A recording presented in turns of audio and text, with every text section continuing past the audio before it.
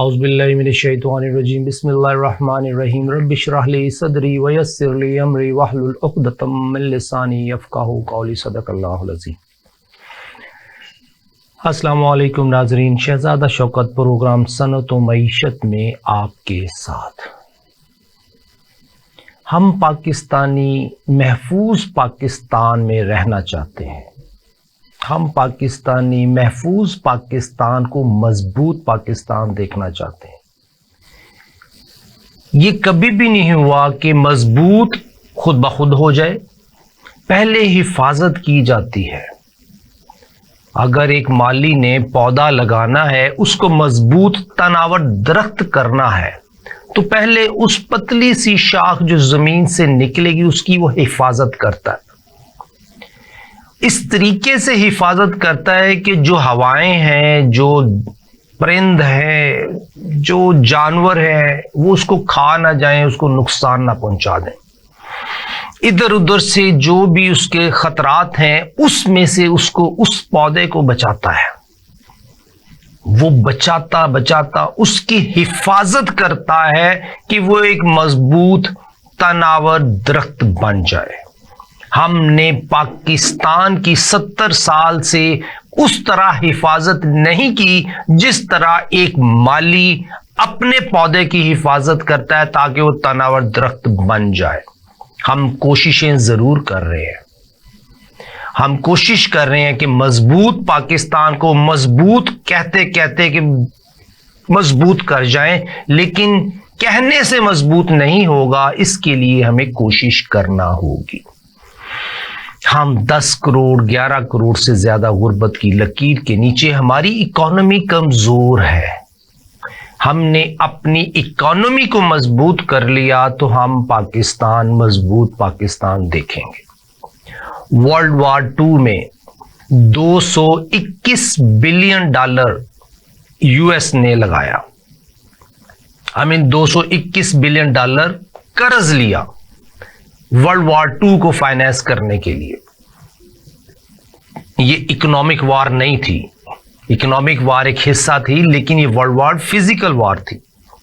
उसके बाद 9/11 के बाद 2021-22 तक 8,000 अरब डॉलर यूएस ने इन्वेस्ट किए लोन लेके इन जंगों को मैनेज करने के लिए, जो कि अफगानिस्तान में लड़ी गई, इराक में लड़ी गई, और भी वो जो लड़ रहा है। किस तरीके से अपनी इकोनॉमी को महफूज इकोनॉमी बनाने के लिए वो फिजिकल जंगें भी लड़ता है, वो इकोनॉमिक जंगें भी लड़ता है, मुआशी जंगें जिसे कहते हैं। हम पाकिस्तानी भी एक मुआशी जंग में नाकाम पॉलिसियों के तहत 70 साल से एक सर्वाइवल की जंग में, मुआशी जंग, सर्वाइवल की जंग। मुआशी जंग में कामयाब होना तो दूर की बात है, हम तो जिंदा रहने के लिए वेंटिलेटर में अपने आप को कोशिश कर रहे हैं कि जिंदा तो रहें, पाकिस्तान कायम तो रहे।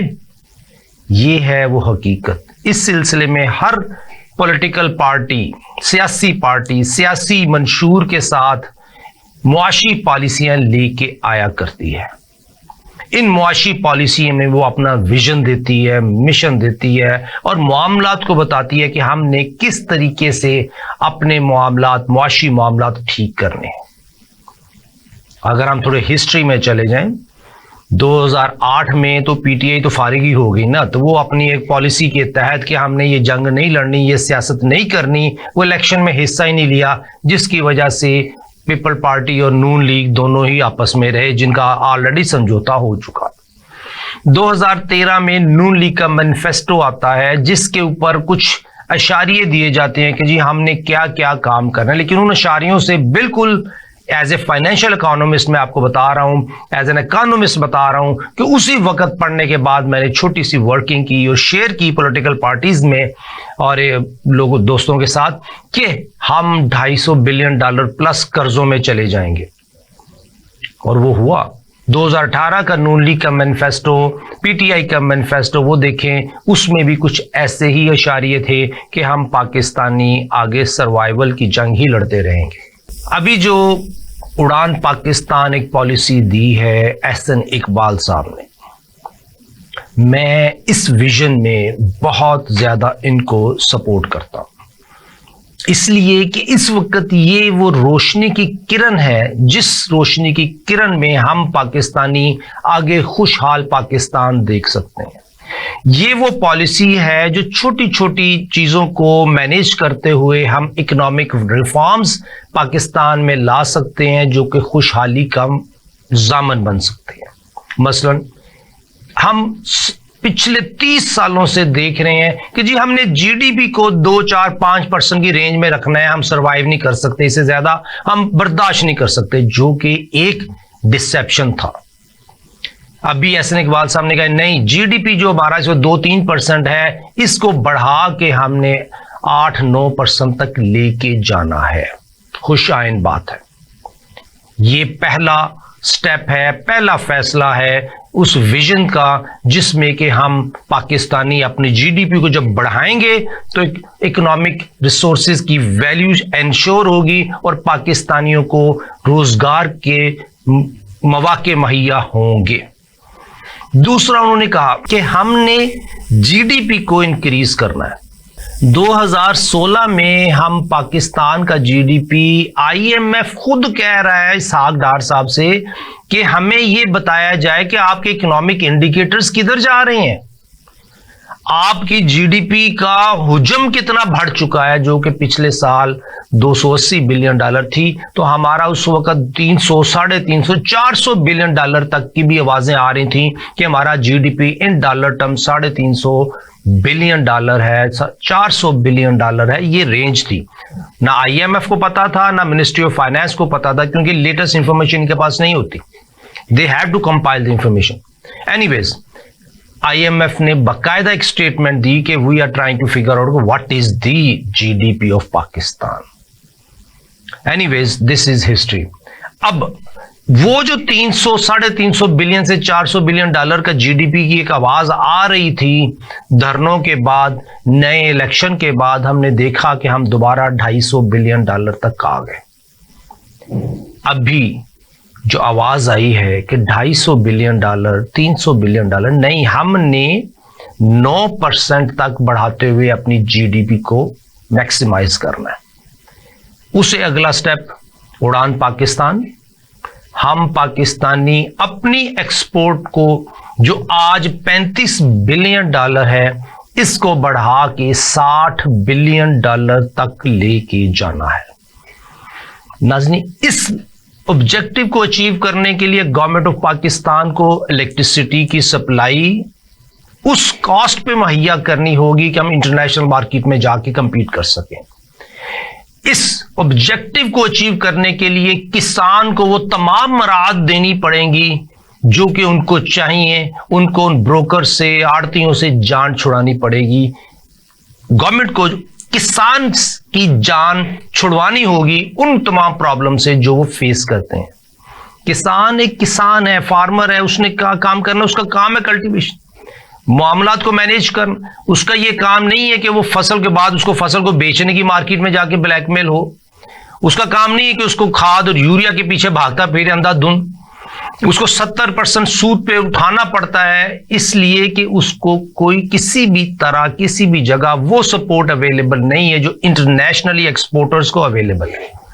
सो बेसिकली उड़ान पाकिस्तान के तहत इकोनॉमिक रिफॉर्म्स लाने चाहिए और लाए जाएंगे जिनकी वजह से हम ये ऑब्जेक्टिव अचीव करेंगे। हम थोड़ा सा नाजरीन, थोड़ा सा टाइम में हम जरा ओवरव्यू ले लेते हैं कि उड़ान पाकिस्तान पॉलिसी विजन है क्या।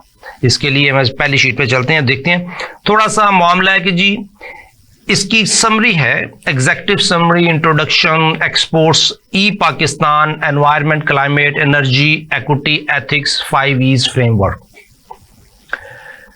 उड़ान पाकिस्तान को 5 E's के नाम से उन्होंने एहसन इकबाल, क्योंकि बचपन में आप याद है कि हम रट्टा लगाने के लिए कोई कोड बना लिया करते थे कि जी 5E, 3E, 10G, सो ताकि हमें आसानी से वो चीजें याद हो जाएं। अभी 5 E's में इन्होंने एंटर किया है एक्सपोर्ट्स, कि एक्सपोर्ट्स बढ़ानी है। ई पाकिस्तान जो ई पाकिस्तान का मतलब ये है कि इलेक्ट्रॉनिकली इंटरनेट बेस्ड जितनी भी ट्रांजैक्शन हो हम उसको एक्सपोर्ट बढ़ाएंगे। अभी हम आगे जाके चेंज करते हैं, डिस्कस करते हैं इसको। Environment and climate change, energy and infrastructure, equity, ethics and empowerment.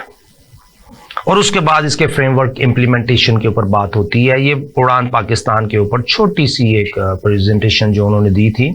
इस स्ट्रेटेजिक प्रायोरिटीज, पिलर्स, उड़ान पाकिस्तान में जो स्ट्रेटेजिक प्रायोरिटीज 5 E's में दी गई हैं, जिसमें export, E Pakistan, environment, energy, infrastructure, equity, ethics में जो पिलर्स हैं उसमें सबसे पहले कि इंप्लीमेंट मैक्रो इकोनॉमिक रिफॉर्म्स, सबसे इंपॉर्टेंट एक्सपोर्ट्स के लिए। और उसके साथ मोबिलाइज रिसोर्सेज, जितने भी रिसोर्सेज पाकिस्तान के पास उनको मोबिलाइज करना। And promote public financial management for export led growth economy. देखिए ये इतनी पढ़ी लिखी बात की है इस पॉलिसी में कि अगर ये 4 चीजें हमने अचीव कर ली तो हमारी एक्सपोर्ट्स को पर लग जाएंगे, उड़ान पाकिस्तान। इसके साथ augment productivity, quality and innovation for global competitiveness. ये उड़ान पाकिस्तान को जो पर लगने हैं, एक पर नहीं है, 4 पर ऊपर ये 5वां 6ठा पर लगा दिया, जिसके साथ improve the investment climate. Investment climate को इंप्रूव करना कमाल की बात है। Expand and diversify product mix and market access, promote SMEs।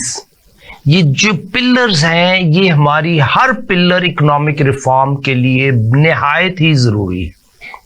इसके साथ अगर हम ई पाकिस्तान की तरफ चले जाएं, improve digital infrastructure and services to support techno economy. Techno economy को इंप्रूव करने के लिए ई पाकिस्तान, उसकी डेवलपमेंट हो जाएगी। अगर हमने डिजिटल इंफ्रास्ट्रक्चर इंप्रूव कर लिया तो हम पाकिस्तानी ई एक्सपोर्ट बढ़ाने में कामयाब हो जाएंगे।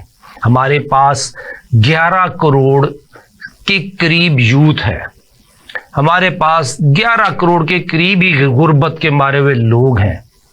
अगर हमने इनको ट्रेंड कर दिया टेक्नोलॉजी में तो we will earn maximum income from US and European market. इस वक्त IT सपोर्ट की इनकम इंडिया में बहुत ज्यादा है, इसलिए कि उनके पास लेबर बहुत ज्यादा है। हम पाकिस्तानी लेबर जरूर रखते हैं लेकिन गवर्नमेंट ऑफ पाकिस्तान से हमें वो सपोर्ट अवेलेबल नहीं थी। अगर उड़ान पाकिस्तान के साथ हम पाकिस्तानी गवर्नमेंट ऑफ पाकिस्तान से वो सपोर्ट हासिल कर पाए कि वो अपॉर्चुनिटीज जो इंटरनेशनली अवेलेबल हैं उनको पाकिस्तान की तरफ डाइवर्ट कर दें और पाकिस्तान में लेबर फोर्स को ट्रेंड कर दें ताकि वो IT सेक्टर में वो प्रोवाइड कर सके सर्विसेज जिनकी जरूरत है, तो उड़ान पाकिस्तान को ले उड़ेगा। इसी तरह develop startup and funding ecosystem. Startup, हम पाकिस्तानियों के पास स्टार्टअप्स के फंड ही नहीं होते। फंड्स उस सेठ के पास हैं जो एक सक्सेसफुल है, फंड उस बैंक के पास हैं जो कि एक सक्सेसफुली अपना ROI 100% में कमा रहा है, लेकिन आम पाकिस्तानी के पास स्टार्टअप फंड्स नहीं है। आम पाकिस्तानी ब्लैकमेल होता है उस सेठ के हाथों जिसने एक बिजनेस को अपने एम्पायर बनाया होता है। सो अगर इको फ्रेंडली सिस्टम के तहत पाकिस्तानियों को स्टार्टअप सपोर्ट मिल जाए तो उड़ान पाकिस्तान को ले उड़ेगा और पाकिस्तानी ही इसकी कामयाबी का जरिया बनेंगे इंशाल्लाह। Develop training, skill building and promote freelancing. E Pakistan को डेवलप करने के लिए हमने आर्टिफिशियल इंटेलिजेंस भी डेवलप करनी है, हमने ट्रेनिंग भी करनी है, स्किल डेवलप भी करना है और फ्रीलांसिंग के तहत हमने अपॉर्चुनिटीज भी क्रिएट करनी है। एनहांस साइबर सिक्योरिटी कैपेबिलिटीज भी हमने एनहांस करनी है। ये है E Pakistan. Environment and climate change. Environment and climate change को अगर देखें कि build a water secure future for Pakistan. सबसे पहले हमने पाकिस्तान का जो पानी है उसको महफूज बनाना है। आप जाएं पिछली हिस्ट्री में चले जाएं कि हमने अपने पाकिस्तान का पानी और अपना नमक कैसे किस तरीके दुश्मनों के हाथ में दे दिया। आज 2024 में 25 में उड़ान पाकिस्तान की जो पॉलिसी आई है, इसमें हम पाकिस्तानियों के पास अपॉर्चुनिटी है कि हम इस अपॉर्चुनिटी को अवेल करें और एनवायरनमेंट में जो हमारा पानी है उसको सिक्योर करें। एनहांस फूड सिक्योरिटी दूसरी तरफ है कि हमने फूड सिक्योरिटी को बेहतर बनाना है और हम पाकिस्तानियों को उसमें पॉलिसीज मैनेज करनी है, बनानी है, एग्जीक्यूट करनी है, इंप्लीमेंट करनी है, ताकि हम पाकिस्तानी फूड सिक्योरिटी की तरफ जा सकें। देखिए, कभी हम गंदम इंपोर्ट कर रहे होते हैं, कभी हम कॉटन इंपोर्ट कर रहे हैं, कभी हम चीनी इंपोर्ट कर रहे होते हैं पाकिस्तान में। So there are certain grey areas. Combat climate change, mitigate and adopt climate change, develop an integrated and coordinated system to manage environment climate in Pakistan. Energy and infrastructure. अब अगला ई है, हमने 3 ई डिस्कस किए, export, E Pakistan, environment, energy and infrastructure. हम पाकिस्तानियों को energy sector में जब नून लीग की गवर्नमेंट आई 2013 में, 2013 से लेके ऑनवर्ड इतने ज्यादा प्रोजेक्ट हमने डेवलप करने शुरू कर दिए कि प्रोजेक्ट तो लग गए लेकिन ट्रांसमिशन लाइन नहीं थी। अब प्रोजेक्ट लग गए, ट्रांसमिशन लाइन नहीं है, आउटपुट नहीं है, तो फिक्स कॉस्ट बढ़ गई। फिक्स कॉस्ट बढ़ने की वजह से पाकिस्तानियों को जो एनर्जी मिक्स में वेटेड एवरेज कॉस्ट पड़ती थी वो बहुत ज्यादा हो गई। अब जो इस वक्त काम किया जा रहा है कि weighted average cost of energy Pakistan की कम हो जाए, उसके ऊपर इंफ्रास्ट्रक्चर डेवलप किया जा रहा है। आम फहम लैंग्वेज में ये है कि हमने बहुत ज्यादा प्रोजेक्ट बना लिए लेकिन उन प्रोजेक्ट की जो प्रोडक्शन है उसकी सेल नहीं है। अगर हमने सेल बढ़ा दी तो वो जो वेटेड एवरेज कॉस्ट है वो कम हो जाएगी। आज अगर हमने एनर्जी सेक्टर में सेल ना बढ़ाई तो कॉस्ट उसकी बढ़ती जाएगी। इसका मतलब यह है कि जितनी ज्यादा सेल होगी बिजली की उतनी कम कॉस्ट पड़ेगी कंज्यूमर को, जितनी कम सेल होगी उतनी ज्यादा कॉस्ट पड़ेगी कंज्यूमर को। यह फैक्ट है। हमारे जो पॉलिसी मेकर्स हैं उनको एक काम करना है कि ज्यादा से ज्यादा सेल करनी है।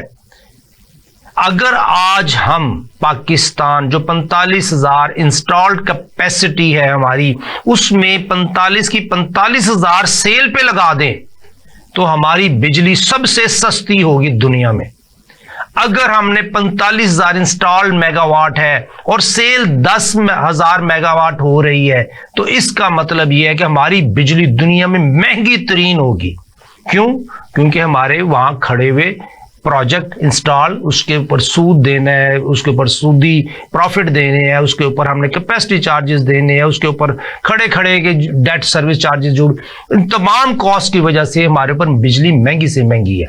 सो इस एनर्जी एंड इंफ्रास्ट्रक्चर के तहत 45,000 मेगावाट जो इंस्टॉल्ड कैपेसिटी है, वो 45,000 मेगावाट का टारगेट अचीव करने के लिए हम पाकिस्तानियों को ट्रांसमिशन लाइन बिछानी पड़ेगी, जिसके ऊपर काम हो रहा है।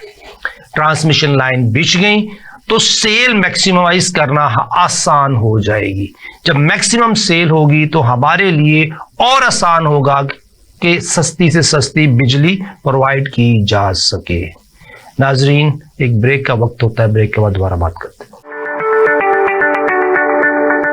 वेलकम बैक नाजरीन। हम बात कर रहे थे 5 ईज में एनर्जी एंड इंफ्रास्ट्रक्चर पिलर के ऊपर। हमने बात की कि अगर हम 45,000 इंस्टॉल कैपेसिटी 100% सेल कर दें, जो कि मुमकिन नहीं है, 80% 90% सेल हो सकती है, जो अगर हम अज्यूम कर लें हाइपोथेटिकली कि हमने 100% सेल कर दिया तो हमारी बिजली बहुत सस्ती हो जाएगी। इसके ऊपर हम प्रोग्राम करेंगे, आपको बताएंगे कि कितने रुपये पर यूनिट हमारी बिजली की। मल्टीपल फैक्टर्स हैं लेकिन फिर भी हम इसके ऊपर कोई ना कोई थोड़ा इशारा दे देंगे। अब ये कि हमने एफिशिएंट इसके transition into green energy solution, जो उड़ान पाकिस्तान है, कि हमने ग्रीन एनर्जी सोल्यूशन की तरफ जाना है। इसके साथ अगला पॉइंट है develop an efficient and affordable energy infrastructure. ये बड़ी अच्छी इंग्लिश है, एफिशिएंट। इसका क्या उर्दू में तर्जुमा करूं कि बहुत ही ज़्यादा अफोर्डेबल, जो हमारे लिए बेसिकली सस्ती बिजली बनाने के लिए हम आगे काम करेंगे। Promote multi modal regional connectivity, ये भी सस्ती बिजली के लिए ही एक एक्शन है। प्रमोट द ब्लू इकोनॉमी जो वाटर रिलेटेड हमारे मामलात हैं। Drive innovative financing for infrastructure project, basically ये जितने हमने पिलर्स एनर्जी सेक्टर के स्टडी किए हैं उसमें एक ही ऑब्जेक्टिव है कि हम किस तरह अफोर्डेबल सस्ती बिजली ले सकते हैं ताकि हम अपनी एक्सपोर्ट बढ़ा सकें, ताकि ई पाकिस्तान को मैनेज कर सकें, ताकि एनवायरनमेंट को मैनेज कर सकें।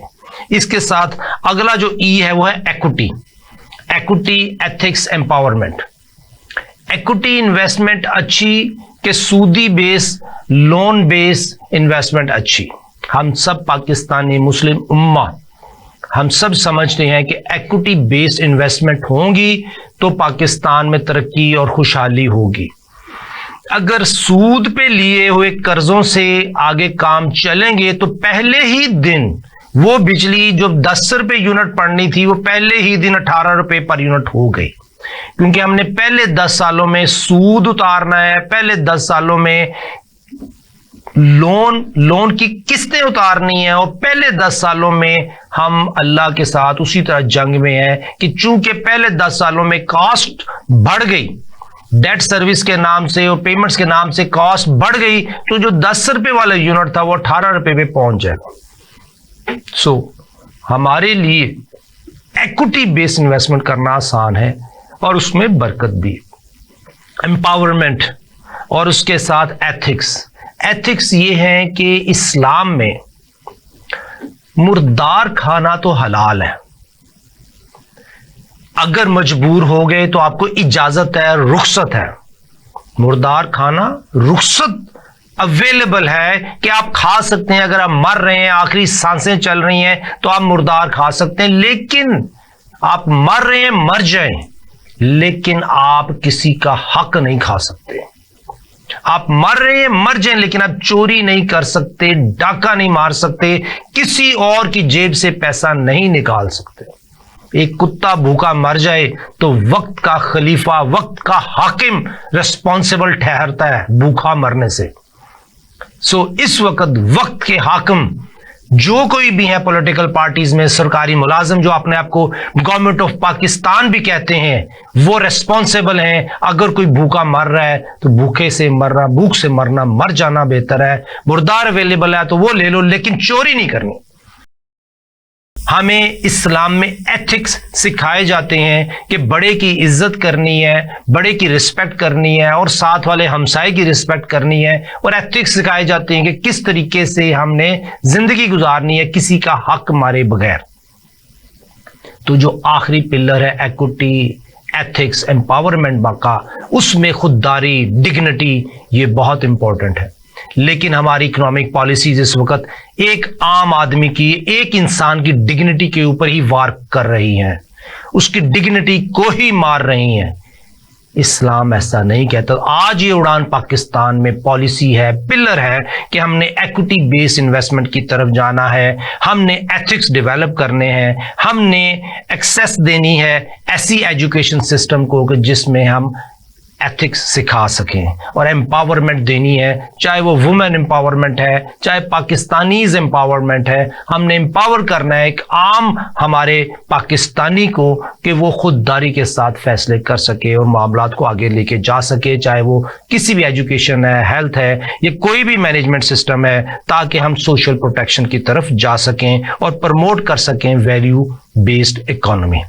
अब इस चीज को उड़ान पाकिस्तान को हासिल करने के लिए जो क्रॉस कटिंग थीम्स हैं, उसके ऊपर पूरी की पूरी उन्होंने एक प्लानिंग दी है, जिसमें agriculture and food security, science and technology, industrial growth, minerals and natural resources, people of Pakistan, creativity and entrepreneurship, services and social sector, blue economy, policy and reforms, knowledge based economy.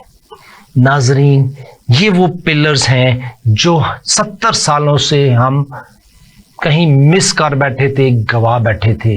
आज उसके ऊपर अगर उड़ान Pakistan policy आई है तो उसके ऊपर economic reforms, social reforms ऐसे लाए जाएं जो इंप्लीमेंट हो सकें, जिसमें ब्यूरोक्रेसी का अमल दखल कम से कम हो, जिसमें पॉलिटिकल पार्टीज का अमल दखल कम से कम हो, जिसमें गवर्नमेंट ऑफ पाकिस्तान, जो स्टेट बैंक ऑफ पाकिस्तान का रोल है वो भी कम से कम हो, ताकि वो मामलात जो वो हर्डल्स जो इनकी तरफ से आती हैं वो ना आ सको।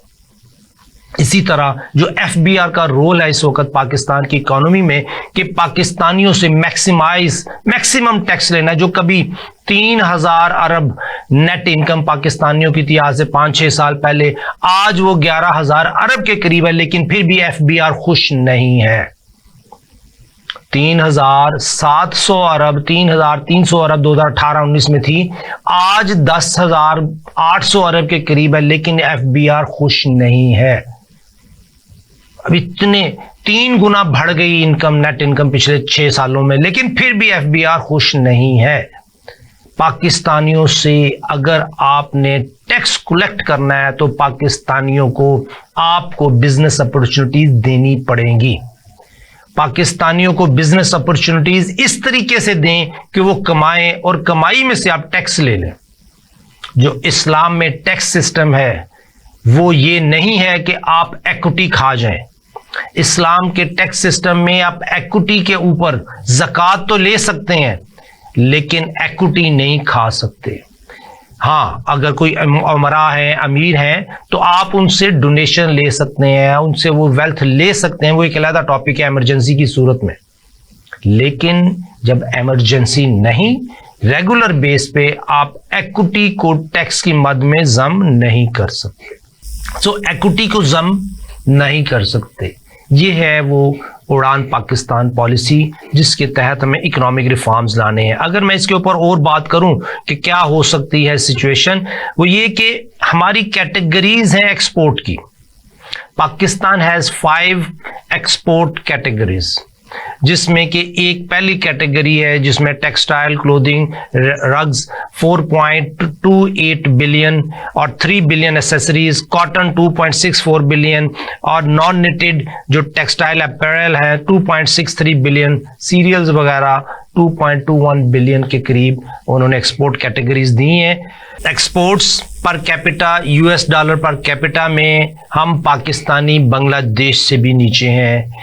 Manufacturing, agriculture, IT service, man power, mineral, creative industries, blue economy मैंने आपसे बता दिया। ई पाकिस्तान हमने डिस्कस कर लिया। अनएम्प्लॉयमेंट रेट पाकिस्तान का सबसे हाईएस्ट है, सबसे हाईएस्ट अनएम्प्लॉयमेंट रेट है। अगर हम उसको देखें, employment to population ratio for females, हम पाकिस्तानी सबसे नीचे हैं। इसी तरह एनवायरनमेंट एंड क्लाइमेट चेंज में अगर हम अपने टारगेट को देख लें, हमने डिस्कस कर लिया कि किस तरीके से क्लाइमेट चेंज, वाटर सिक्योरिटी और फूड सिक्योरिटी को इंश्योर करना है। एनर्जी सेक्टर में मैंने बता दिया कि हमारी इंस्टॉल्ड कैपेसिटी 41,380 है, जो पाइपलाइन में डालने तो 45,000 के करीब बन जाते हैं, तो उसमें से 26,000 हम यूटिलाइज कर रहे हैं।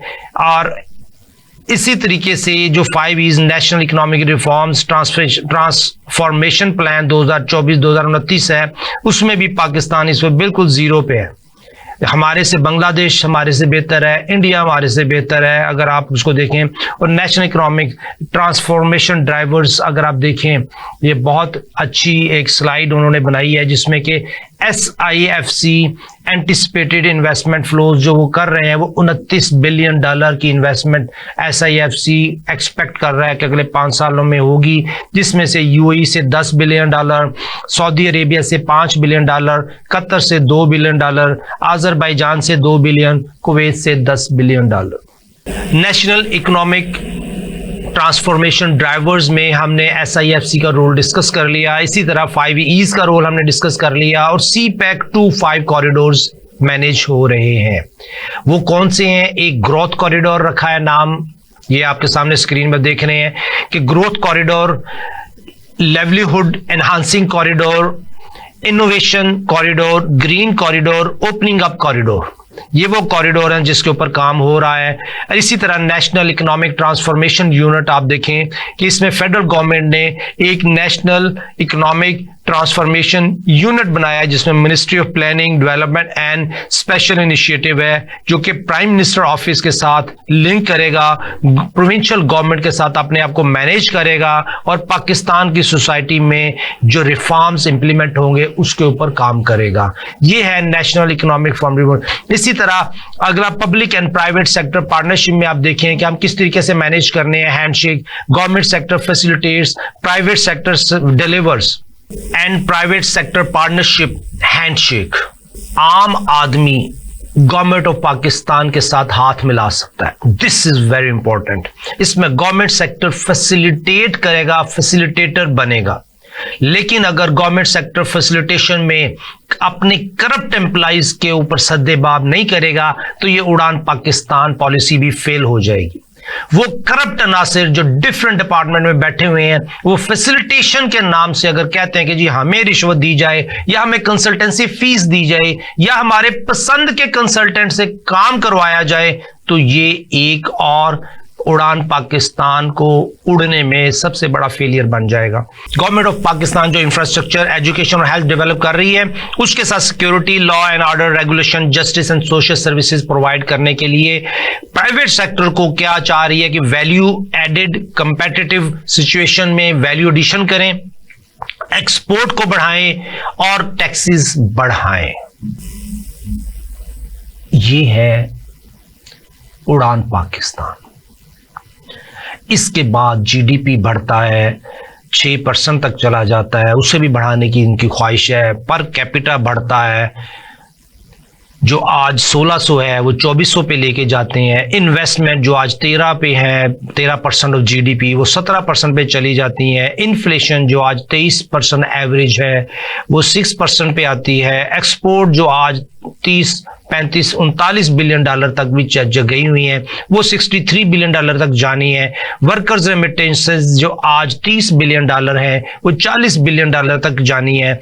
आईटी एक्सपोर्ट जो आज 3 बिलियन डॉलर है उसको 10 बिलियन डॉलर तक लेके जाना है। और उसके साथ जो करंट अकाउंट डेफिसिट है उसको हमने मैनेज करना है। और इसी तरह एनवायरनमेंट में हमने टारगेट अचीव करने हैं। टैक्स टू जीडीपी जो आज 9% के करीब है उसको 13.5% लेके जाना है। और पब्लिक डेट जो आज नेट पब्लिक डेट जो लाइबिलिटीज को बगैर वो 67% ऑफ जीडीपी है, उसको हमने 60% लेके जाना है। लेकिन एक्चुअली जो आज पब्लिक डेट एंड लाइबिलिटीज हैं वो इस वक्त 90% प्लस जीडीपी के करीब हैं। हमारी जो सिचुएशन है वो खतरनाक हद तक पहुंची हुई है। अगर हमने इकोनॉमिक रिफॉर्म्स ना लाए उड़ान पाकिस्तान को कामयाब करने के लिए तो हम पाकिस्तान खुशहाली की तरफ नहीं बढ़ पाएंगे। हमें पाकिस्तान को मैनेज करना है, उड़ान पाकिस्तान को मैनेज करना है। हमने पाकिस्तान की तरक्की के लिए काम करना है। पाकिस्तान उस वक्त तरक्की करेगा जब करप्शन से पाक पॉलिसीज होंगी। पाकिस्तान उस वक्त तरक्की करेगा जब एक पॉलिसी लाई जाएगी और जो गवर्नमेंट का रोल है फैसिलिटेशन का, उसमें कोई रुकावट नहीं होगी, उसमें कोई पर्सनल इंटरेस्ट नहीं होगा गवर्नमेंट एम्प्लॉइज का, पॉलिटिकल पार्टीज का, तो पाकिस्तान मुआशी तरक्की की तरफ चल पड़ेगा।